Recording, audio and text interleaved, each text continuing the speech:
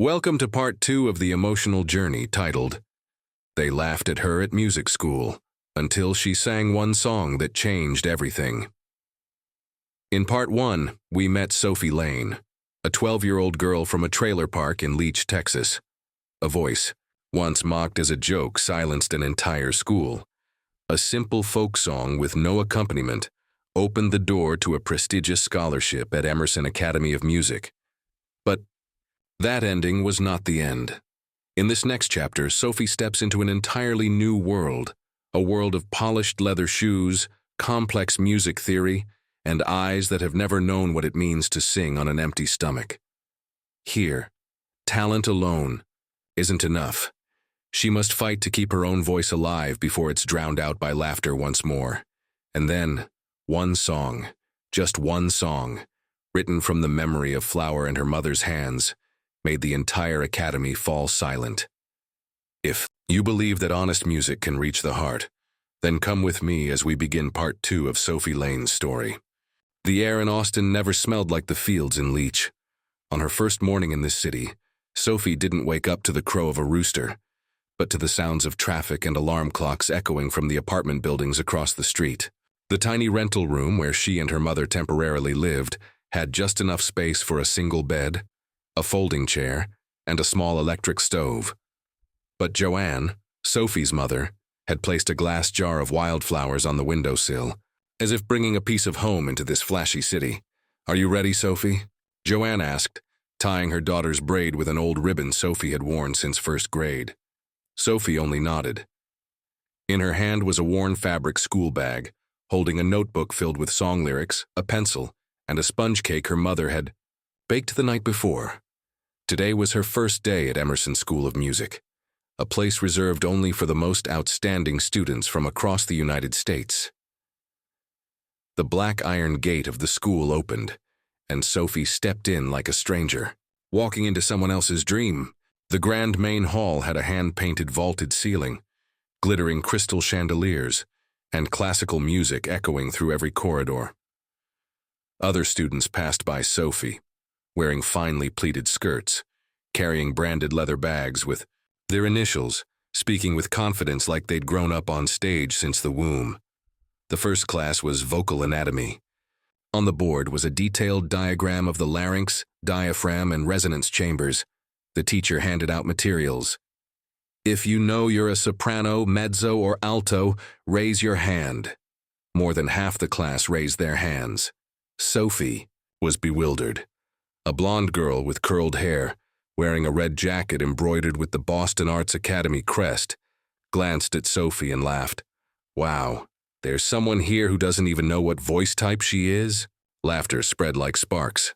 Sophie lowered her head, pretending to take notes, her hand gripping the pencil so tight the tip broke. In choir class, Sophie was placed at the back, not because of her height, but because she was new and hadn't been officially assigned a vocal part. When the sheet music was distributed, Sophie fumbled, unable to figure out which line she was supposed to sing. The teacher walked by, eyes stern. "Sophie Lane, you're falling behind." At lunch break, Sophie sat alone on a wooden bench near the greenhouse, the sponge cake her mother had packed still untouched. A group of students walked by, including the girl named Vivian, the one who had laughed in class. "I heard she used to sing folk songs in some rural school hall. No microphone? Maybe she's planning to do that here?" The group burst into laughter. "Welcome to the real world, country girl." Sophie looked up at them. She said nothing, didn't protest, just exhaled softly like the wind brushing across a field. Then she opened her notebook, flipping to a page with frayed corners, the first song her mother ever taught her. Beneath the messy handwriting lay memories of hundreds of early mornings, dusting flour off her hands and humming softly before the sun came up. That evening, in the cramped room they called home, Joanne saw her daughter sitting quietly. She asked, "How was your first day?" Sophie hesitated for a long moment, then replied, "I think I don't belong here." Joanne stopped drying her hands, came over and gently stroked her daughter's hair. "Sophie," she said, "you don't have to be like anyone here. You don't need to know all the terms or wear expensive shoes. You just need to carry what makes you sing. Your heart. That, sweetheart, no one can teach. Sophie said nothing, but in her eyes, something began to glow. Not the lights of the auditorium, but a quiet fire, the same one that had lifted her from the back row to center stage that day. And this time, even if no one was waiting, she would sing again. On Tuesday morning, a light rain fell over Austin. The courtyard of the academy glistened with water, long droplets sliding down the windows of the vocal training room like streams of unspoken sadness. Sophie entered the class, her shoulders soaked from not having time to buy an umbrella, while the other students strutted in with Gucci umbrellas and gleaming waterproof shoes. Today's lesson was on breath control and pitch handling. The teacher asked the students to stand in a circle, placing their hands on their stomachs to feel the airflow. Sophie followed suit, but when it was her turn to sing a short passage, her voice came out off-beat and her breath was uneven.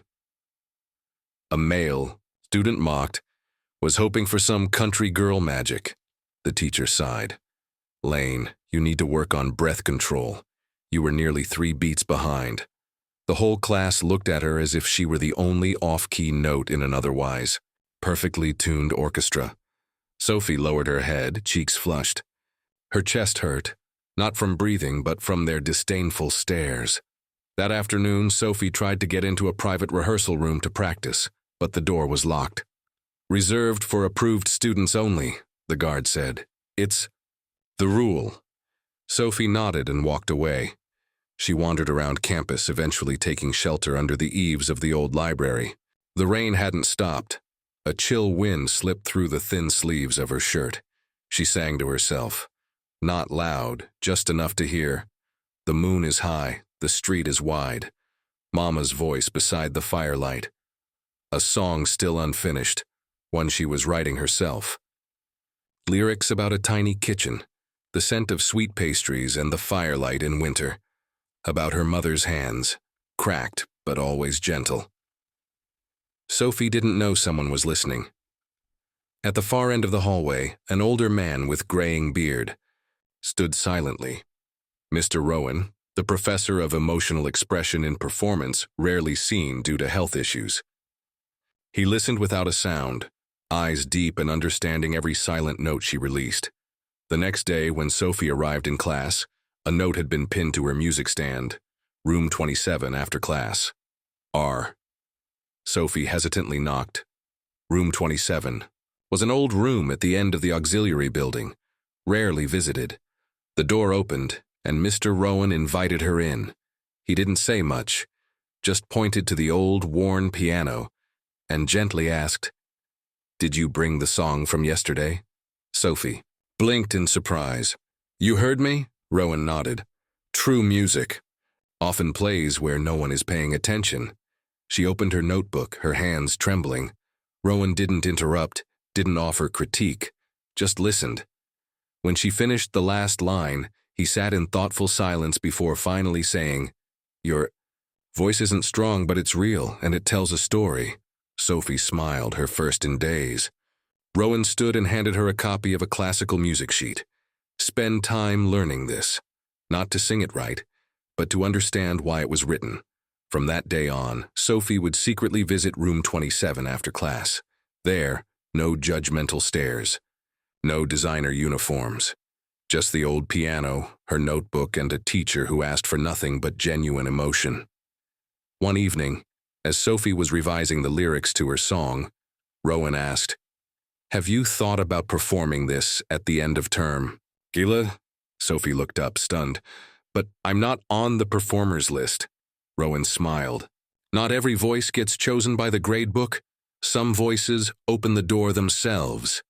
Sophie looked at him. A flicker of belief reignited in her eyes. She didn't answer right away. But within her, a new melody had started to take shape. A song not meant to impress, but to reclaim her own voice. One weekend morning, a white sheet of paper stamped with the red seal of the board of directors appeared on the bulletin board at Emerson Academy. List of nominees for end-of-term gala auditions.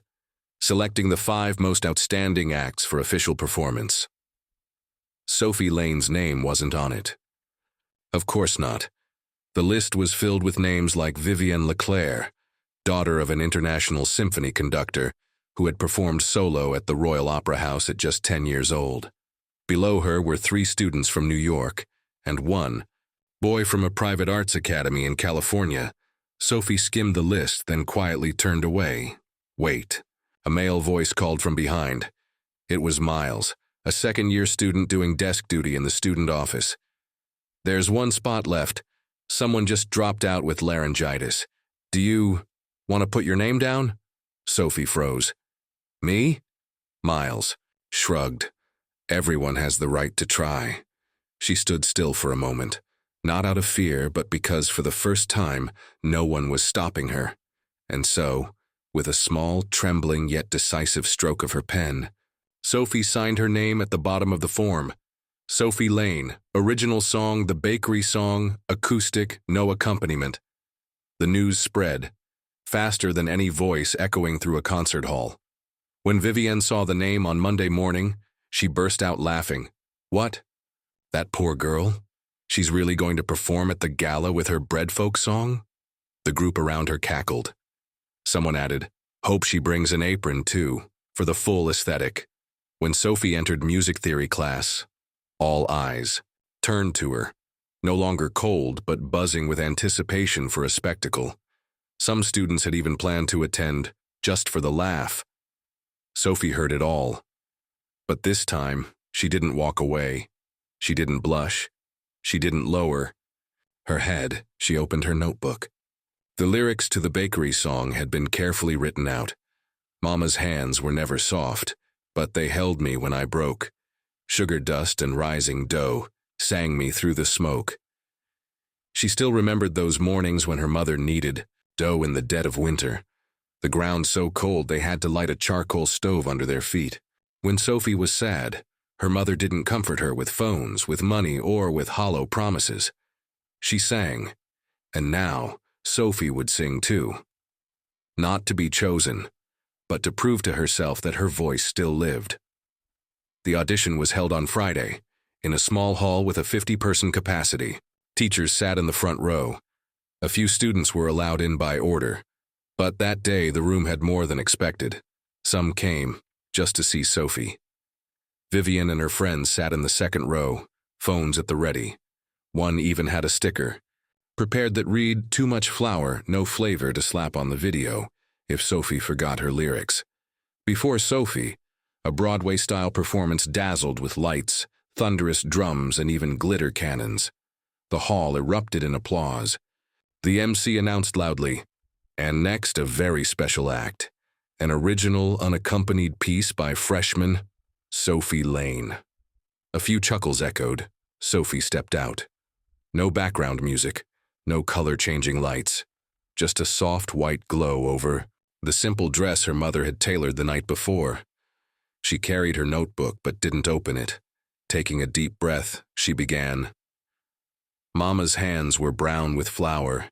She'd wake before the dawn each hour. The oven hummed like lullaby, and I would dream beneath the sky.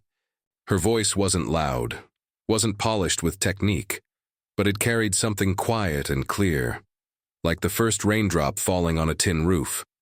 At first there were still snickers, but then silence. A student who had been recording slowly lowered their phone. The music theory teacher, the one who had once scolded Sophie for being offbeat, set his pen down and looked up.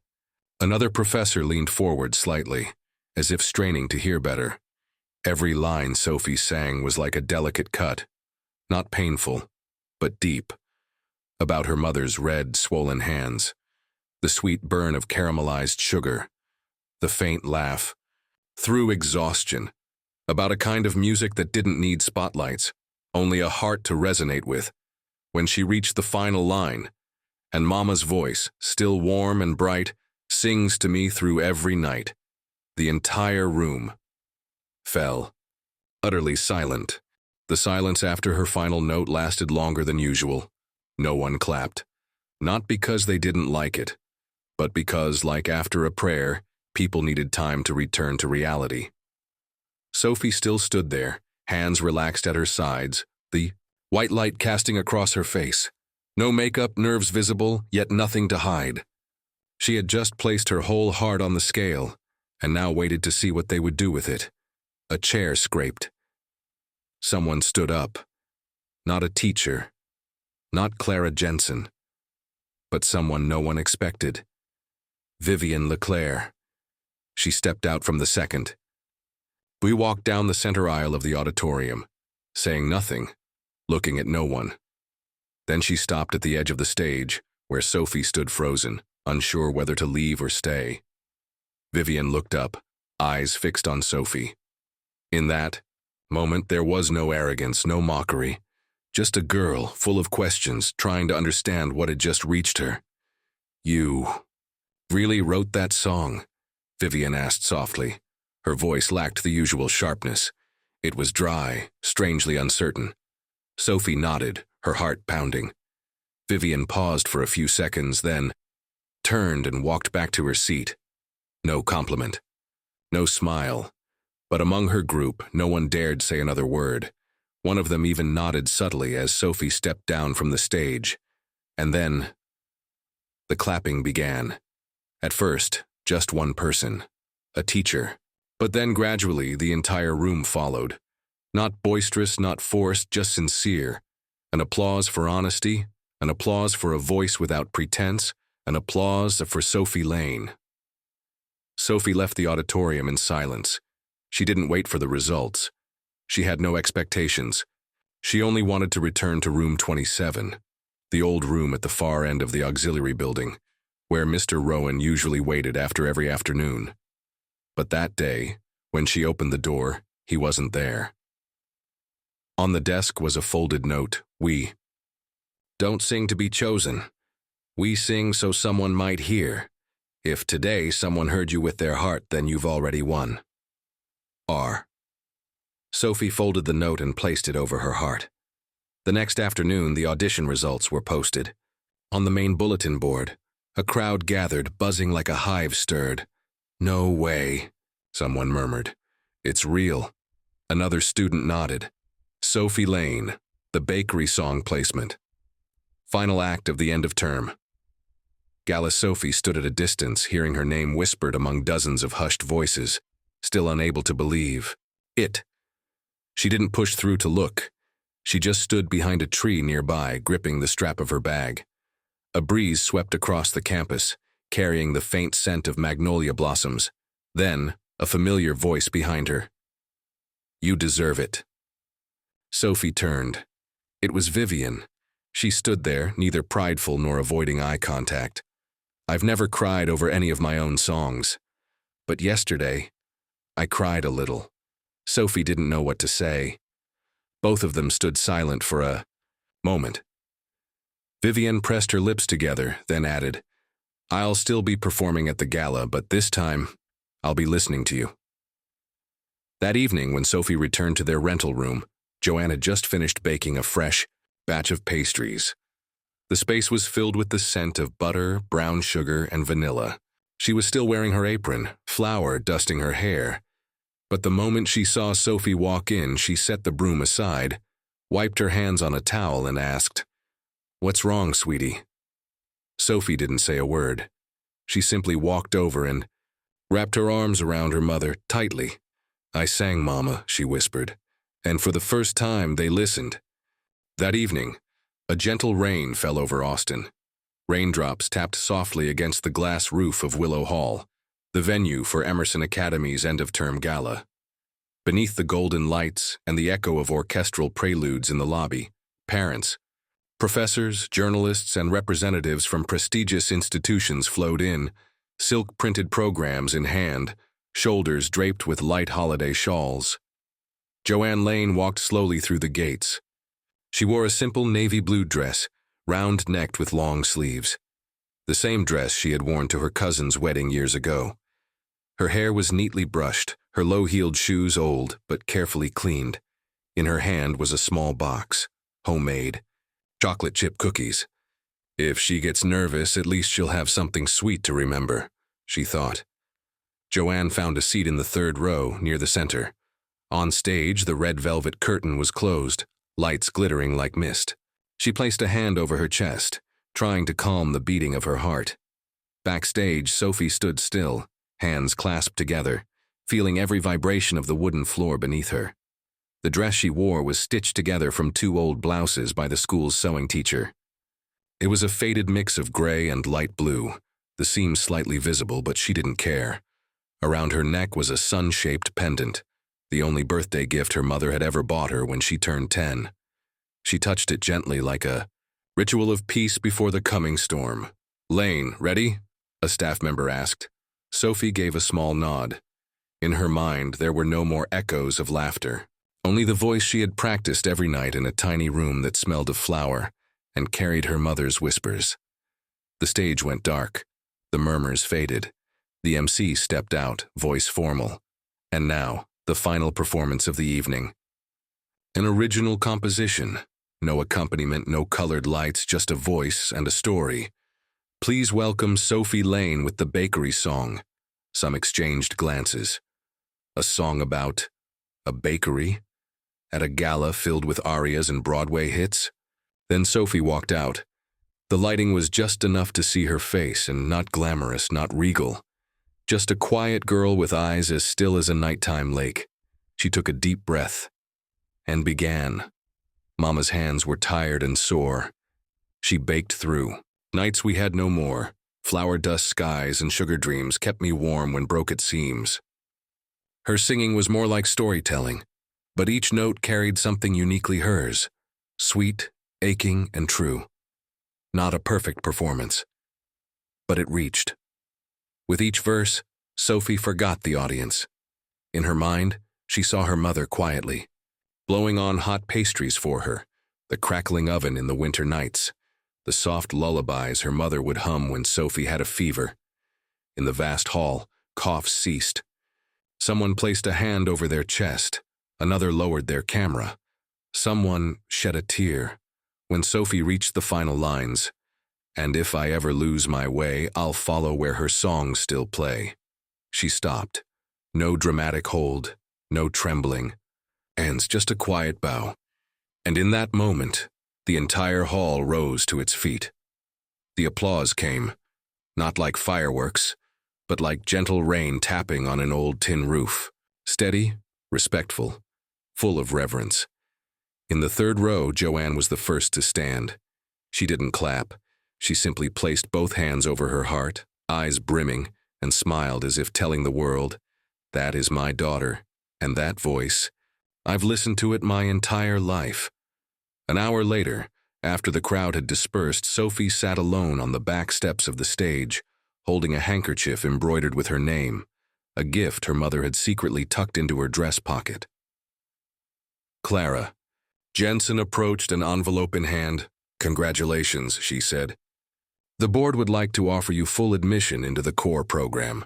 No re-audition required." Sophie opened her mouth but couldn't form words. Clara smiled.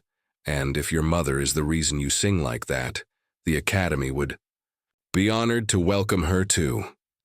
Joanne appeared in the distance, her face glowing with pride. Sophie ran to her and embraced her tightly. No words were exchanged. None were needed. Sophie's song had said it all.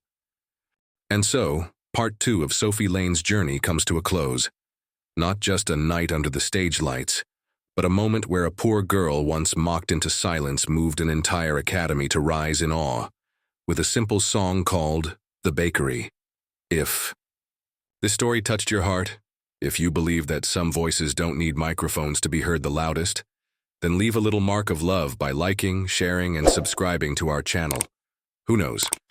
Somewhere out there, another Sophie may be waiting, just for someone willing to truly listen. Did you see yourself in someone from this story? In Sophie, the quiet girl with a fire inside? In her mother, steady and selfless? Or in a teacher who once believed in something simple? Tell us in the comments below. We'll see you again in the next stories, where talent needs no conditions, and quiet determination always finds its voice.